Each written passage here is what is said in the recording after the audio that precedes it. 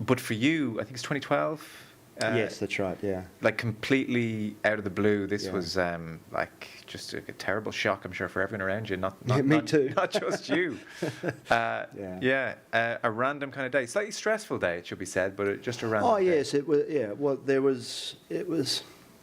I mean, I was healthy. I was pretty fit and young and that sort of thing, and it was just a whole combination of things, of which stress was one. I'd missed a flight flying to Australia from London, and had to wait 12 hours at Dubai airport, then get into Singapore and do a dinner, and 2 o'clock in the morning find my flights have all been cancelled and I'm going on to Australia. Anyway, so then it was a whole series of events, and it actually straight onto a golf course then, wasn't it? Yeah, it was well, both in Singapore. Then I flew to Australia the next day, and I went straight onto a golf course there. I mean, no hardship. I mean, it was great. Sure. Yeah.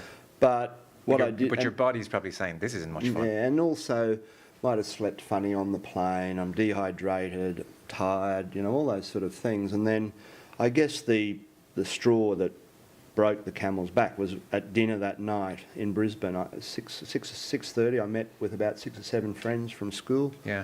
Monday evening, just having...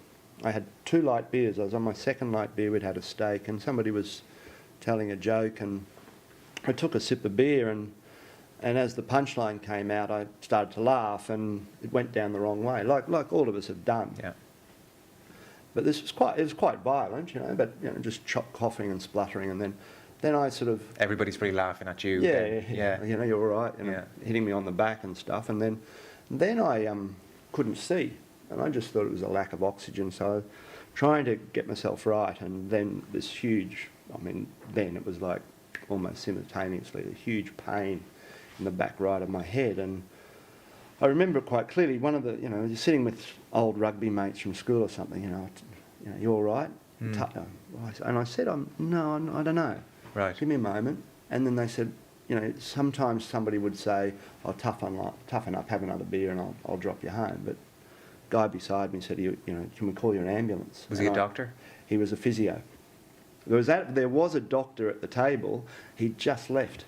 About 15 minutes beforehand, he'd left. But this guy, Tony, was a physio and ex-prop at school in the firsts. And he said, "Do you want me to call an ambulance?" And I said yes, because I didn't know what was going on. And they arrived very quickly. And anyway, the first, I was in intensive care. And are you, because again, my ignorance here is quite, don't underestimate it. No, okay. Are you unconscious then on the way to hospital? No, I was okay. I knew what was going on. Well, okay, I wasn't okay, but I knew what was going on. I couldn't see and had this... What's that? I mean, that's a terrifying thing. It is, all on its own. because you lose your sight like that. Yeah. But it was that the pain in my head was quite substantial. Right. And I didn't know what was going on. Did stroke cross your mind, do you remember? No, it didn't. The ambulance arrived, they take me to the hospital and into intensive care, and had x-rays or scans and all that sort of thing, and that's when the doctor first mentioned the word stroke. And I'm a bit like you, I don't know much about them at this stage, but what I do know, it's for unhealthy smokers who are overweight and old. Not the case. Yeah. Not the case at all, I've since learnt. But then the shock was, I thought they were going to give me a tablet and send me home, but no, we're going to operate, and this is pretty serious. Right. But basically there was a huge amount of swelling in the back of my head, and it was causing all sorts of issues and potentially very close to being fatal. I think if it had grown more... Yeah, and it was. So you were in big trouble. Yeah, it was pressing against the spinal column and all.